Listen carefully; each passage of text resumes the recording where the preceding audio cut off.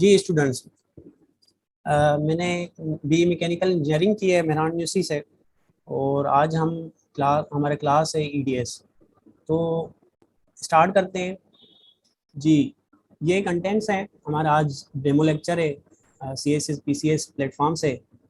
और आज हम कुछ मिथ्स डिस्कस करेंगे जनरल साइंस एबिलिटी के।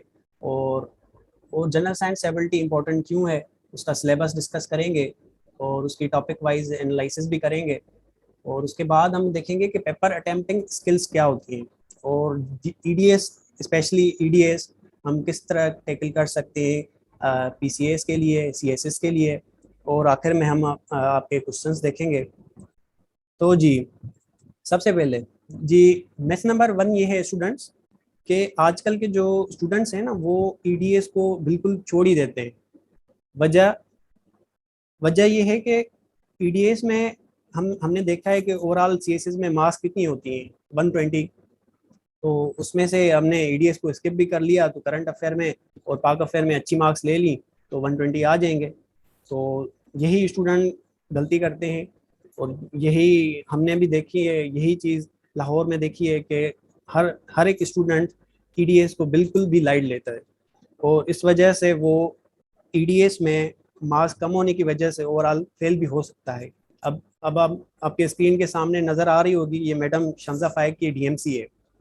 तो अगर मैडम शामजा के आप देख सकते हैं करंट और पाक अफेयर में कितनी मार्क्स हैं। करंट अफेयर में उनकी हैं 55 और जीके में है, और पाक अफेयर में उनकी 26 है। इट मीन्स ऑलमोस्ट मैडम शामजा फेल हैं पाक अफेयर में। तो उनकी केस स्टडी का हमें ये पता लगा कि जनरल साइंस एबिलिटी को हमने बिल्कुल भी लाइट बिल्कुल भी नहीं लेना। वजह, क्योंकि ईडीएस एक वाहिद सब्जेक्ट है जो स्कोरिंग है। आप दोनों ये सब्जेक्ट दे सकते हैं, करंट अफेयर, पाक अफेयर। तो पाक अफेयर में मैक्सिमम मार्क्स जो टॉपर है शानजा फैक, उनकी कितनी है 55। और पाक अफेयर ऑलमोस्ट उनकी फेल्यूर सब्जेक्ट है। तो इन दो को हम रिलाय नहीं कर सकते। यही स्ट्रेटजी है सीएसएस में। अगर आप ये स्ट्रेटजी अपनाएंगे, तो अगर मैडम शानजा ने भी यही स्ट्रेटजी देखी होगी तो मेरा नहीं ख्याल कि वो आज इस मकाम पे होती। तो इस वजह से ये पूरा मिथ है पूरी लाहौर में, इवन इस्लामाबाद। बहुत सारे स्टूडेंट्स को यही समझ नहीं आता, सर हमने ईडीएस तो पढ़ना ही नहीं है। पाक अफेयर के टॉपिक्स तैयार कर लिए, करंट अफेयर के टॉपिक्स तैयार कर लिए और आखिर में छोड़ दिया। ईडीएस को हमने बिल्कुल भी लाइट लेके और एग्जाम में बैठ जाते। तो आज हम यही एक मिथ जो लेकर आ रहे हैं स्टूडेंट, उनका यही डाउट क्लियर करेंगे कि आपको ईडीएस को नहीं छोड़ना। मैं बार बार कह रहा हूँ, EDS is most important subject जो आप पास कर सकते हैं और अच्छी मार्क्स के साथ पास कर सकते हैं। चलें जी, दूसरा मिथ्स ये है। अच्छा, स्टूडेंट ने फिर भी नहीं माना। सर हमने बिल्कुल आपकी बात नहीं मानी, हम कुछ भी करके कोई ना कोई चांस निकाल लेंगे और हम करंट और पाक अफेयर में पास भी हो सकते हैं और ईडीएस को छोड़ के हम कोई ना कोई ग्रुप ले सकते हैं। तो मैं आपको एक बात बता दूं, अगर आपको सीएसपी बनना है ना, तो आपको 4-5 जो मेजर ग्रुप है सीएसएस के, वही माइंड में लेके आपने एग्जाम देना होता है। कौन से मेजॉरिटी का क्या होता है फर्स्ट चॉइस? मेजॉरिटी का फर्स्ट चॉइस यही होती है ना कि मुझे पीएसपी बनना है, पीएएस बनना है, फॉरेन सर्विस में जाना है।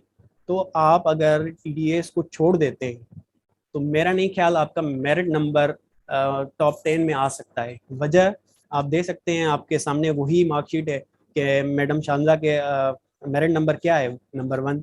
और उनकी ईडीएस की मार्क्स कितनी है, 82। तो अगर आप ये दोनों सम भी कर लें ना, करंट अफेयर पाक अफेयर, तो मैडम शानजा के मार्क्स 120 नहीं हो सकते। अगर आप लाइट भी ले लें, चलें ईडीएस में हमने उनको मार्क्स कितनी कर ली, चलें 40 कर ली। अगर आप 40, 55, 26 को मिलाएंगे तो मैडम शानजा फेल्यूर में शुमार है। और यही वजह है स्टूडेंट को पता ही नहीं कि हमने क्या गलती करी है। और आप तो, अगर आपको पाकिस्तान पोस्टल ग्रुप मिलेगा सीएसएस में, तो मेरा नहीं ख्याल आप सीएसपी, यानी सीएसपी तो होंगे लेकिन वो चार्मिंग जॉब नहीं होगी। और आप, बहुत सारे स्टूडेंट ने अपनी जो बैचलर डिग्री हैं वो छोड़ के सीएसएस की तरफ जाते हैं। तो आप 17 ग्रेड के लिए तो नहीं जाएंगे ना। तो आप कोशिश करें कि आप अपनी मेरिट को हाई रखें।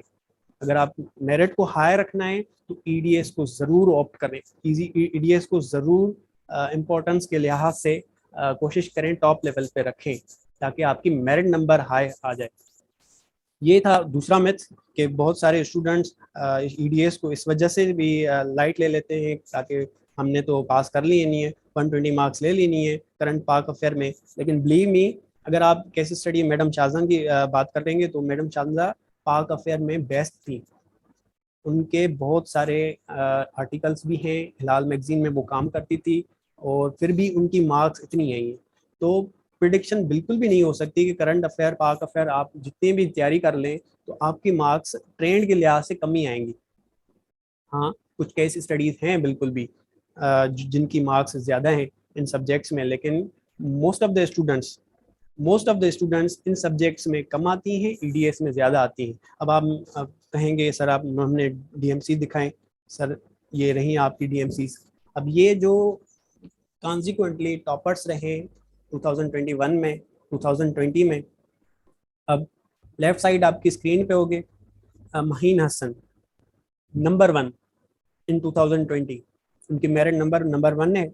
अब आप इसकी ईडीएस की मार्क्स देखें 61 और बकाया मार्क्स देखें 54 और 45। तो यही वजह है। अच्छा, आवाज़ मेरी आ रही है? Anyone anyone can type.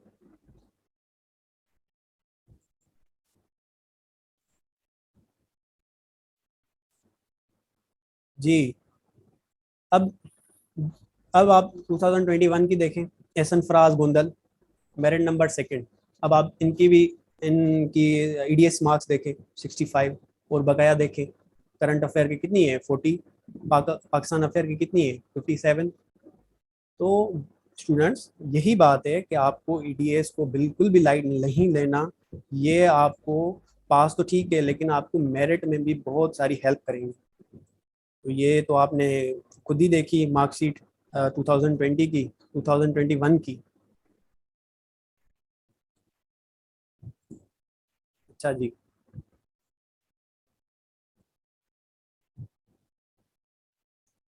अच्छा, ईडीएस इम्पोर्टेंट है क्यों?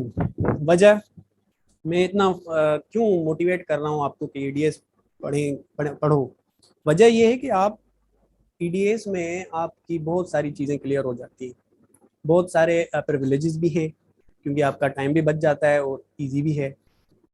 आप दूसरे सब्जेक्ट देखेंगे उनमें क्या होता है, हमने हर चीज़ हर सवाल का इंट्रोडक्शन देना होता है, कंक्लूजन देना होता है और बकाया सवाल का जो मवाद है वो देना होता है। अब ये वाहिद सब्जेक्ट है ईडीएस और इंक्लूडिंग अदर साइंस सब्जेक्ट, हमने इंट्रोडक्शन नहीं लिखना। अब हम आगे देखेंगे कि पेपर अटेम्प्टिंग में क्या करते हैं हम ईडीएस में, लेकिन ये आपको समझ लेना है कि आपने ईडीएस के पेपर में इंट्रोडक्शन बिल्कुल नहीं देना। इंट्रोडक्शन होता ही नहीं है ईडीएस पेपर में। थोड़ी सी डेफिनेशन होगी और आपको वो देनी होगी, टू द पॉइंट जवाब देना होगा। और second point, EDS is high scoring subject. अब आपने पिछले जो डीएमसीज देखी कितनी है पाक अफेयर कंपैरेटिवली, जो सब्जेक्ट्स हैं उनमें से ज़्यादातर ज़्यादा जो स्कोर है वो किस में है, ईडीएस में। तो इस वजह से ये सेकंड पॉइंट ये है कि ये हाई स्कोरिंग है, इजी टू स्कोर। और दो other point is that EDS subject आपका ओपिनियन बेस्ड नहीं है। अब आप क्या करते हैं पाकिस्तान अफेयर करंट अफेयर, इसमें इसमें क्या होता है, आपने ओपिनियन बेस्ड भी अपना आंसर देना होता है। ईडीएस में आपको ओपिनियन बेस्ड आंसर नहीं देना होता। ये एक डेफिनेशन और साइंटिफिक फैक्ट्स वगैरह इसमें ये इस डोमेन में आता है। तो आप अगर कोई चेकर हो तो ये तो कांस्टेंट बात है कि आप अगर ओपिनियन बेस देंगे तो उसमें या तो वो मानेगा या तो वो नहीं मानेगा, क्योंकि आपका ओपिनियन भी उसमें शामिल है। तो पॉसिबिलिटी ये है कि वो ना माने और आपको मार्क्स कम दे दे। तो वजह यही है कि स्टूडेंट्स की कम मार्क्स इस वजह से आती हैं क्योंकि करंट अफेयर और पाक अफेयर दोनों ही ओपिनियन बेस्ड सब्जेक्ट हैं। तो अगर आपका ओपिनियन चेकर के हिसाब से नहीं है तो ऑब्वियसली वो आपके मार्क्स काट देंगे। और यही है कि करंट अफेयर पाक अफेयर आपने देखी कि डीएमसी उनकी कंपैरेटिवली ईडीएस में कम मार्क्स हैं। ओपिनियन बेस का मैं आपको एक सादा सा मिसाल देता हूँ। Education of Pakistan. अब किसी स्टूडेंट ने लिख लिया कि एजुकेशन ऑफ पाकिस्तान में जो प्रॉब्लम है वो फंड्स की वजह से है, फंड्स एजुकेशन में कम है। तो ये आपका ओपिनियन था, आपने कोई रिपोर्ट पढ़ी वो लिख ली। अब बिलीव मी, आप अगर यूएन की रिपोर्ट देखेंगे तो उसमें क्लियरली ये मेंशन है कि पाकिस्तान की जो एजुकेशन फंड है वो सरप्लस में है। तो ये तो आपका ओपिनियन गलत हो गया। तो ऑब्वियसली आप पेपर में यही सवाल अगर अटैम्प्ट करेंगे, energy education of Pakistan for example, तो वो आपका गलत हो जाएगा। तो इस वजह से ये ईडीएस हमारा सब्जेक्ट वो साइंटिफिक बेस पे है। आप अगर कोई भी डेफिनेशन लिख लेंगे तो वो चेकर काउंटर बिल्कुल भी नहीं कर सकता। तो इस वजह से उनकी मार्क्स ज़्यादा आती हैं। सबकी स्टूडेंट्स की मार्क्स आप देखेंगे तो ज़्यादा आएंगी। अच्छा, थर्ड पॉइंट यही थर्ड पॉइंट ये है कि ये टू द पॉइंट सब्जेक्ट है। आपने कोई डेफिनेशन दी, चेकर कोई एग्जाम में डेफिनेशन आई वोल्केनो क्या है, आपने बता दिया कि वोल्केनो ये है और उसकी कोई एग्जांपल दे दिया सादा सा, तो आपका ये सवाल हल हो गया। ना कोई इंट्रोडक्शन दिया, ना कोई ओपिनियन बेस दिया, तो सीधी सीधी डेफिनेशन दी जो कहीं से आपने पढ़ी होगी, विकिपीडिया से पढ़ी होगी या किसी की नोट्स नोट्स को सपोर्ट की होगी। तो ये डेफिनेशन हो गई और एट द लास्ट इसमें कंक्लूजन नहीं होता। अब ना इंट्रोडक्शन देना है ना conclusion. 90% of aspirants fail in CSS because of time management. या ये तो आपने बिल्कुल भी सुना होगा कि हमें एक पेपर में कोई भी एक सवाल हमने 35 मिनट्स मैक्सिमम 45 मिनट्स देना है। अब आप 6 पेज भरेंगे पाकिस्तान अफेयर में, तो बिलीव मी आपके जो 20 मिनट्स, मोर देन 20 मिनट्स आपका इंट्रो और आपकी कंक्लूजन खा जाएंगे। बाकी जो आपका क्रक्स है सवाल का वो आपके होंगे, असल जो सवाल आपने एग्जाम में पूछा गया है। तो इसमें भी आपने यही जनरल साइंस एबिलिटी, यही प्रिविलेज अनदर प्रिविलेज दे रहा है कि आपको इंट्रोडक्शन कंक्लूजन नहीं देना, आपकी टाइम की बचत हो जाएगी। और इस वजह से ये हैंडल करना, अटेम्प्ट करना, स्कोर करना बिल्कुल भी इजी है। अच्छा जी, हम रेगुलर क्लासेस में वीडियोस भी देखेंगे। जनरल साइंस अगर कोई स्टूडेंट मेरे पास पढ़ना चाहे C S S P C S planet पे, तो हम कोशिश करेंगे उनको नोट्स भी प्रोवाइड करें और नोट्स मेकिंग का थोड़ा सा बता दें, क्योंकि आपको नोट्स खुद बनाने होते हैं। और मैं इंशाल्लाह आपको बिल्कुल भी गाइड करूँगा कि नोट्स कैसे बनाते हैं और उनकी वीडियोस भी बताऊँगा कि कौन सी अच्छी अच्छी वीडियोस हैं टॉपिक्स की। तो अच्छा, बुक्स में से आपने ये बुक्स सुनी होगी और देखी भी ज़रूर होगी कि जनरल साइंस एबिलिटी बाय मियां शफीक, जो मशहूर बुक है। तो इनमें से आपने करना ये है कि आपने कोई नोट्स बनाने, तो इसमें से कोई सब्जेक्ट टॉपिक देखेंगे तब। अच्छा जी, अच्छा जी, इनका सवाल है शर साहब का। जी, शार्ट नोट्स मैं रिकमेंडेड करता हूँ आप शार्ट नोट्स बनाएं। लॉन्ग नोट्स में आपने क्यों नहीं बनाने, वजह ये है कि आप कोशिश करें कि शॉर्ट नोट्स बनाएं पॉइंट फॉर्म में, क्योंकि आप ना सारे एस्पेक्ट क्लियर कर सकेंगे। अगर आपने लॉन्ग नोट बना भी लिए हैं तो ठीक है, कोई मसला नहीं, लेकिन शॉर्ट नोट्स ज़्यादा प्रेफर करेंगे, क्योंकि जो एस्पेक्ट्स हैं वो पूरे नहीं होंगे। क्योंकि आप अगर कोई definition of for suppose universe की, तो अच्छा जी, डेफिनेशन से फॉर सपोज वोल्केनो की, तो आप इतनी गैलेक्सी की फॉर सपोज या यूनिवर्स की, तो यूनिवर्स में से आपने पूरी यूनिवर्स बिल्कुल नहीं पढ़नी। थोड़ी सी मैक्सिमम जो इंफॉर्मेशन आप निकाल सकते हैं यूनिवर्स की, वो मैं आपको बताता हूँ कि सिलेबस कैसे फॉलो करना है। जो आम ट्रेडिशनल पैटर्न में कि भाई कोई टॉपिक देखा और हमने कोई नोट्स बना लिए पॉइंट फॉर्म में, तो कोई जो भी सारी डेटा है वो बिल्कुल नहीं डालनी, जो मैक्सिमम आती है एग्जाम पॉइंट ऑफ व्यू के, वो हमें मैं आगे बताता हूँ शर साहब। तो बुक हमने ये फॉलो करनी है, क्योंकि इस बुक में सारी चीज़ें बिल्कुल आपको मिल जाएंगी और उसके साथ साथ ही हम नोट्स भी बनाएंगे और काफ़ी वीडियोस भी देखेंगे। और कोशिश करें आप अपने नोट्स खुद बनाएं, क्योंकि वजह यह है कि आप बुक को तो देखेंगे लेकिन आप जब तक राइट नहीं करेंगे ना, तो आपके मेमोरी में नहीं आएंगी। अच्छा दिलबर, शार्ट नोट्स कैसे बनाना? अच्छा जी, शार्ट नोट्स दिलबर ऐसा करें कि शार्ट नोट्स आप कोई भी बंडल ले लें, A4 साइज पेज के खाली पेजेस होते हैं वो, उसमें से नोट करते जाएं, जो भी टॉपिक लिख लें। फॉर सपोज यूनिवर्स, अब यूनिवर्स क्या है उसकी डेफिनेशन, उसमें से जो भी प्लैनेट्स हैं हमारे और जो सोलर सिस्टम है उनकी जो डिटेल्स हैं वो लिख लें, ताकि आपको याद रहेगा।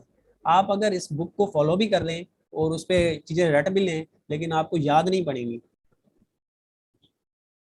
अच्छा, बुक ये है कि ये मियाँ शफी की है, स्क्रीन पे नज़र आ रही होगी मेरे ख्याल से। मियाँ शफी की ये बुक मौजूद है, general science ability with MCQs. ये आपको बुक देखनी है, फॉलो करनी है, नोट्स अपने बनाने हैं। ये चीज़ें रटनी नहीं है, क्योंकि आप एक दफ़ा रट्टा लगा भी लें ना, तो आप कोशिश करेंगे कि जो दूसरी 3-4 अगर अटैम्प्ट दे रहे हैं।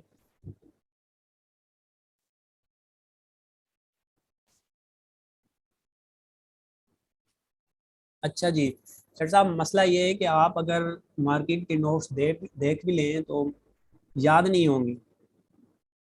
वही तो कह रहा हूँ कि अगर आप शार्ट नोट्स बनाएंगे तो आपका टाइम कंज्यूम कम होगा, लॉन्ग नोट्स अगर आप बनाएंगे तो आपका टाइम कंज्यूम हो जाएगा और आपको पता नहीं लगेगा कि एग्जाम में क्या लिखना है। अगर आप अपना नोट्स बनाएंगे तो वो आपके दिमाग में फिट हो जाएगा।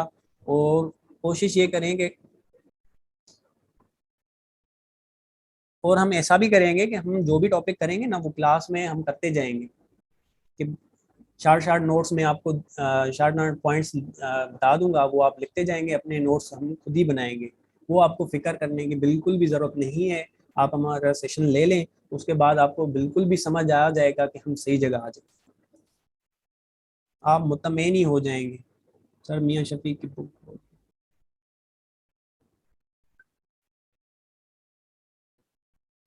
जी दिलबर भाई, फीस मसला ये है कि आप हम एजाज स्टूडेंट से कांटेक्ट करें, सर एजाज से, तो वो आपको बता देंगे कि रेगुलर सेशन हमारा कब है, शेड्यूल क्या है और फीस भी क्या है, वो आपको बता देंगे सर एजाज। अच्छा मैं आपको ना पेपर अटेम्प्ट के बता देता हूँ ना, आगे है ना, तो आपको पता लगेगा कि हमें पेपर अटेम्प्ट करना कैसे है। और अच्छा जी, ये है हमारा सिलेबस। लेफ्ट साइड आप देखें स्क्रीन पे।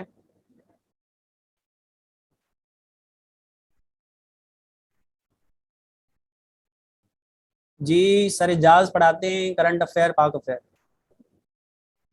अच्छा जी, सिलेबस वाइज हम देखेंगे कि सिलेबस वाइज और पेपर, जो पास पेपर एनालिसिस है उसमें क्या फ़र्क है। अब ट्रेडिशनल स्टूडेंट क्या करते हैं, नेट से सिलेबस आपको मिल जाएगा, वो निकाल के, वो पॉइंट देख के, अब यहाँ पे लिखा होगा फिजिकल साइंसेस, अब स्ट्रक्चर, यूनिवर्स वगैरह ये लिखा होगा।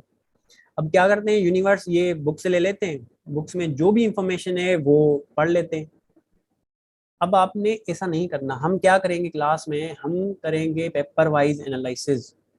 पेपर वाइज, पेपर में इस सब्जेक्ट से, इस टॉपिक से कितने सवाल आए हैं। अब आप अगर राइट साइड अपनी देखें तो मैंने ये पेपर एनालिसिस की है कि जो एक कॉन्स्टिट्यूएंट्स और स्ट्रक्चर में से पास पेपर सीएसएस में 2018 में एक ही सवाल आया।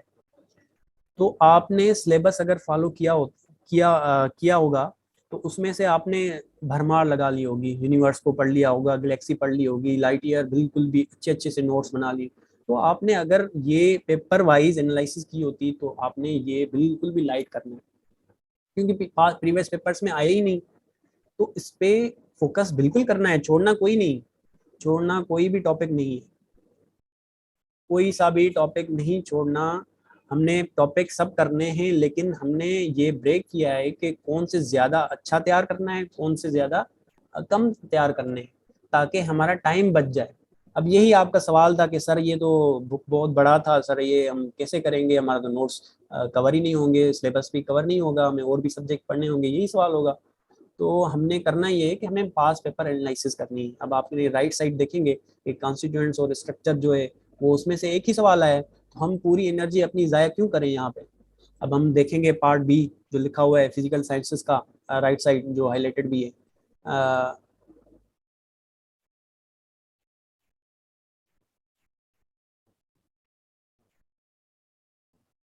अच्छा, यही बता रहा हूँ शर्ट साहब, यही बता रहा हूँ कि हमने इफेक्टिव वे, यही यही है इफेक्टिव वे कि हमने पेपर वाइज एनालिसिस करके सॉल्व करनी है चीज़ें। हमने पूरा सिलेबस देख के उसके टॉपिक्स नहीं रट लेने, हमने पेपर वाइज देखना है कि पास पेपर में इस टॉपिक की स्ट्रेंथ कितनी है। अगर उसकी स्ट्रेंथ ज़्यादा है तो हम उसको ज़्यादा कवर कर लेंगे और सारे एस्पेक्ट्स तकरीबन कर लेंगे पॉइंट फॉर्म में, वो इजी होंगे। और मेरा नहीं ख्याल कि आपको 15 डेज में 15 डेज से ज़्यादा कोई लगेंगे। आपको 15 डेज में ये पूरा ही पूरा सिलेबस कवर हो जाएगा। आपको मेथड भी पता लग जाएगा कि 100 मार्क्स ईडीएस का हाई स्कोरिंग जो सब्जेक्ट है वो कैसे कवर हो जाता है। तो इस वजह से मैं कह रहा हूँ कि प्रोसेस ऑफ नेचर, अब ये लिखा होगा। जी वालेकुम सलाम अकबर। अब मैं बता रहा था आपको B part process of nature. तो प्रोसेस ऑफ नेचर आप देखेंगे हाईलाइटेड है मेरा। तो इसमें से कितने सवाल आए हैं? 2017 में भी आए हैं, 2018 में भी आए हैं, 2020 में भी आए। तीन तीन सवाल इसमें आए और इसका जो कंप्लीट फाइल है वो आपको मैं सेंड कर दूंगा ग्रुप पे। तो इसमें से आगे भी हैं बहुत सारे जो सवाल रिपीट हो रहे हैं दूसरे पार्ट्स में। आपको सिलेबस पहले डाउनलोड करना है, फिर भी मैं आपको ये भी सेंड कर दूंगा। ठीक है, कोई सवाल है इसमें से एनीवन, सिलेबस वाइज या पेपर पैटर्न में? तो आपको बिल्कुल नहीं डरना, हमने पेपर अच्छी तरह से तैयार करना है। ये एडीएस बिल्कुल भी इंटरेस्टिंग सब्जेक्ट है, आप परेशान ना हो। आपका जो भी बैकग्राउंड है, चाहे आप आर्ट सब्जेक्ट से हैं, आईआर से हैं या किसी और सब्जेक्ट से हैं, ये आपको सब्जेक्ट तंग नहीं करेगा, क्योंकि है ही कंपलसरी, आप तो भाग तो नहीं सकते। तो इस वजह से कोशिश करें कि ये सब्जेक्ट अच्छी तरह से तैयार करें। और मैं अपने जो क्लास में, अच्छा जी, एबिलिटी पोर्शन भी हमारा सब्जेक्ट टॉपिक में से है। तो एबिलिटी जो पोर्शन है वो 40 मार्क्स का है आपका। तो उसमें जो मेजर मेजर चीज़ें हैं वो करेंगे, ताकि आप बोर भी ना हो और आपका पेपर भी हल हो जाए। मेजर पोर्शन इनके क्या है? रेशो, प्रोपोर्शन, परसेंटेज, जो डायरेक्शन के प्रॉब्लम्स होते हैं, वर्ड प्रॉब्लम्स होते हैं, और बेसिक अर्थमेटिक्स। यही मेजर चीज़ें हैं जो एबिलिटी पोर्शन की जो हमारे एग्जाम में पूछी जाती है।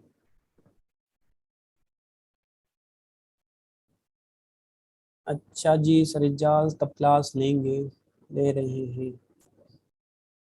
दिलबर, ये आप सरिजाज से ही पूछ लें। ये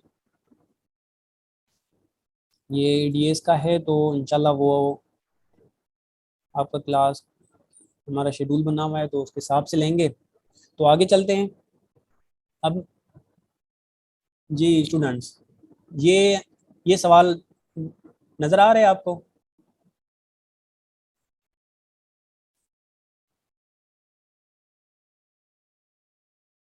नज़र आ रहा है सवाल?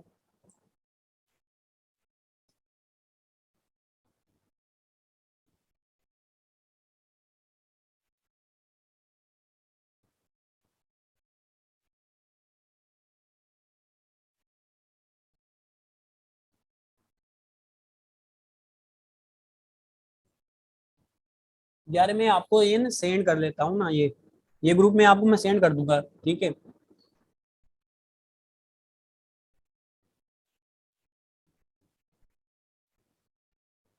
अली अकबर, मसला ये है कि सी एस एस ईडीएस और एबिलिटी पोर्शन है ना, उसमें रेशो परसेंटेज के सवाल आते हैं, एवरेज के भी आते हैं, बेसिक अर्थमेटिक के भी आते हैं, और जो सीरीज है आपकी नंबर्स की वो भी आते हैं आईक्यू के। तो ये वन पेपर के लिए आपको भी काम आएंगे और सी एस एस के लिए भी काम आएंगे, क्योंकि पोर्शन ये है ना, सी एस एस में हर दफ़ा एमसी यही आते हैं। अर्थमेटिक्स में से सवाल आते हैं, रेशो में से भी सवाल आते हैं, एवरेज में से भी आते हैं। तो आपको मैथ पोर्शन ओवरऑल करना है, आपको वन पेपर में भी हेल्प करेंगे। ठीक है स्टूडेंट्स, अब आप देखेंगे विजुअल और डिस्क्रिप्टिव रिप्रेजेंटेशन, ये लिखा होगा यहाँ पे। अब देखें हमने क्या करना है।